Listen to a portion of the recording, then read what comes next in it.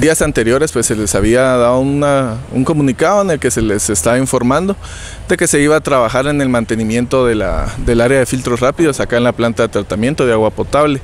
Entonces se ha venido trabajando todos estos días. La verdad es de que se está haciendo un trabajo bastante bueno para que los filtros pues tengan muchos años más de vida de uso, a manera de que se siga beneficiando a la población quichelense, ¿verdad? Una de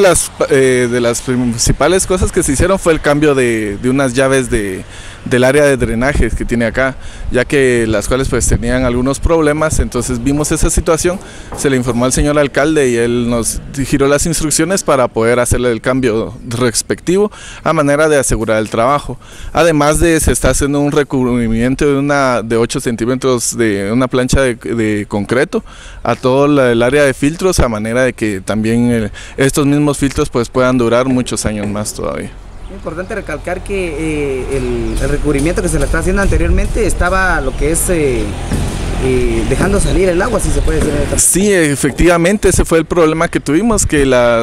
ya al pasar del uso de los filtros pues ya empezaron a haber una serie de grietas en las paredes, ¿verdad? En el contorno de los filtros, por lo cual también se le informó al señor alcalde y él nos dio las instrucciones necesarias para que nosotros trabajáramos acá y así reforzar la manera de que ya con este trabajo que se está haciendo, las imágenes que ustedes podrían observar, pues ahí ya con este trabajo sí ya definitivamente ese problema ya no lo vamos a tener, y esto lo que va a hacer es de que vamos a poder potabilizar el agua, y ya pues en esta época de invierno pues ya los usuarios de este servicio pues van a tener un agua de mucha calidad, ¿verdad? ¿Cuántos días más estará haciendo, estará durando el trabajo? Pues mire, la verdad es de que habíamos hecho una planificación, pero la cual